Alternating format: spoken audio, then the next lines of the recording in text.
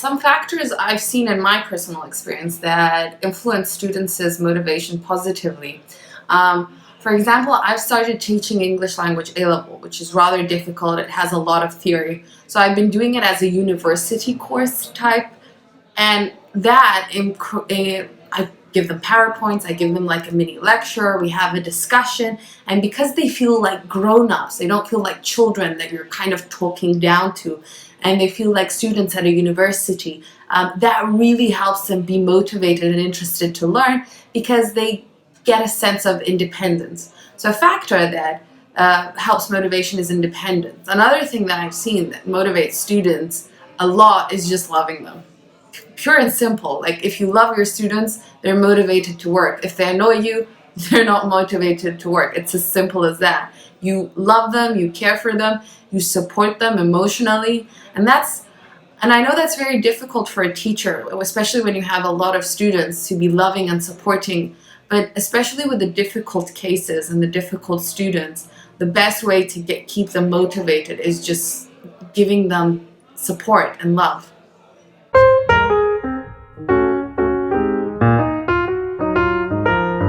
My biggest tip, and I've always said that, and I said that before, is just love the students. It's as simple as that. If you love your job, if you love what you're doing, if you love what you're teaching them, if you're really passionate about it, the students are motivated.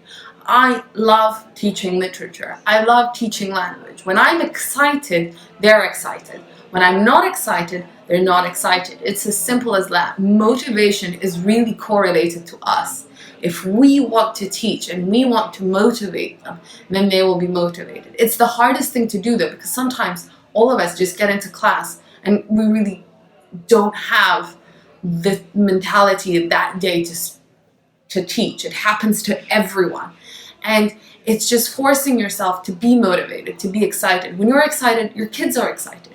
When you're not excited or you're bored, they get bored. They feed off you. They feed off your energy. So if your energy is low, even if it's an activity or anything that you teach, if your energy is low and you're just sitting on a chair and you're just typing things on your computer and just telling them things, then that doesn't improve. In class, you need to move around, you need to walk, you need to interact with the students. If you're doing an activity, if you're excited 100%, they'll give you 50%. Because they don't really want to do it. So you have to kind of coax it out of them. So you have to love them and you have to be excited. I think those are the two main issues with motivating students. Regardless of what you do. Like, an activity won't motivate them if you're not excited. Like, you can do whatever you want. You can have the most interactive, the most advanced lessons, the most interesting ideas, but if you're just like saying them in a very nonchalant ways, they're really not going to care. They care about you more than anything else.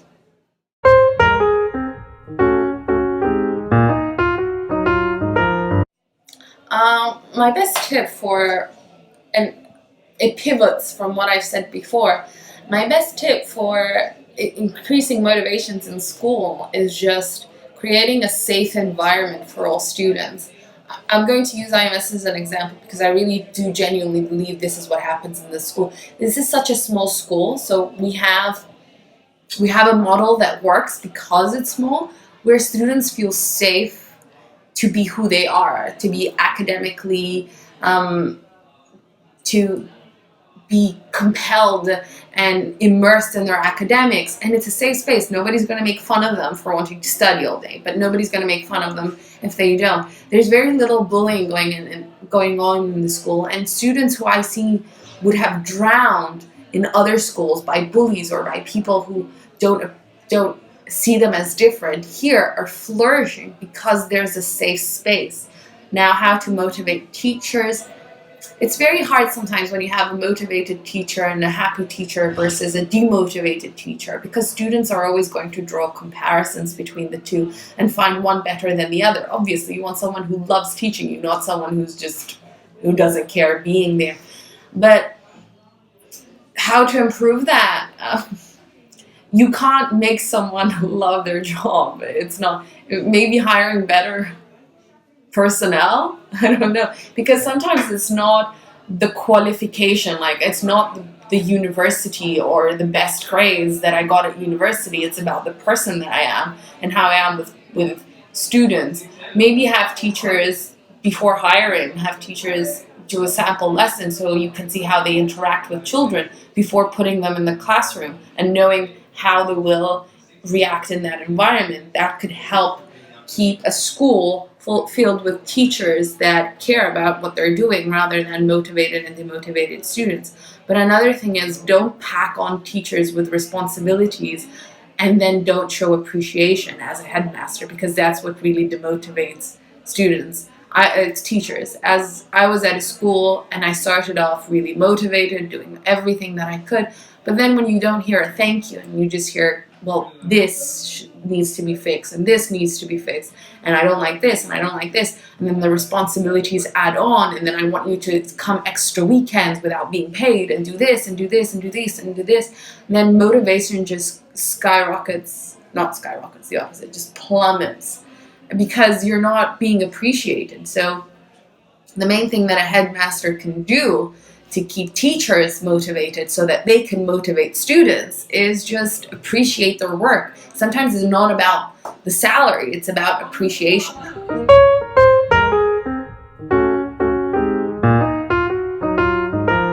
So motivation for me is first of all inspiration, and of course it's the process of stimulating students to act in a specific way so they accomplish their goals.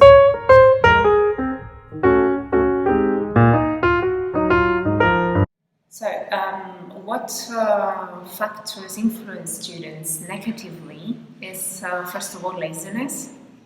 Unfortunately, students, after leaving school and going home in the afternoon, they have lots of different things to do. And technology, mobile phones, iPads, PS4, whatever they play now. And the heavy workload, I could say. When they have a lot to do, they don't want to face this workload.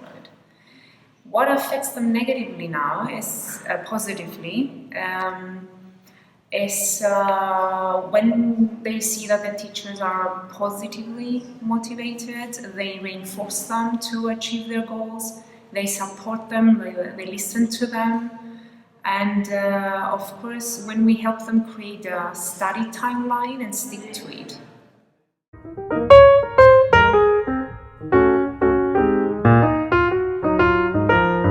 So when students are motivated, you can see them acting in a more energized way. They are more focused on class delivery. They want to participate in class and they put a lot more effort. Now, on the other hand, when they are not really motivated, they feel bored, they want to go home, they sit there doing nothing, and they don't even listen to us. They just ignore us.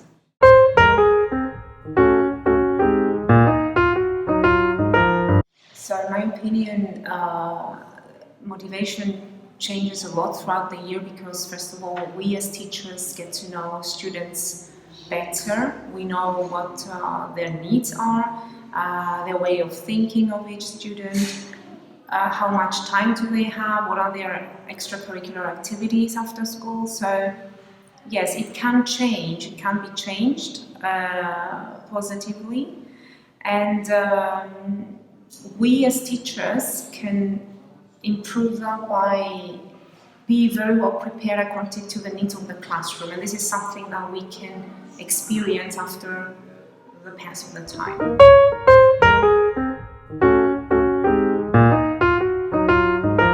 Teachers can improve motivation in class by preparing more interesting subjects to bring into the classroom reality everything that really, let's say, the teenagers have in their minds, what are they really intrigued by, to support and listen to the students, to be more approachable, to listen and try to communicate with the students and get feedback from them. What do they really like in class? What they would like to change? And yes, basically involve our students in our teaching.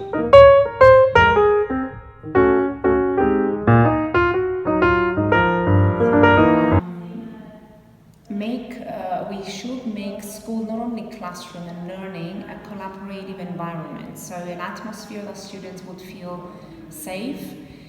And the most important thing for me is to remind them of the values of school. Why are they here? Not only to learn, but also to make friends, to learn how to be honest, how to cooperate with other students and teachers.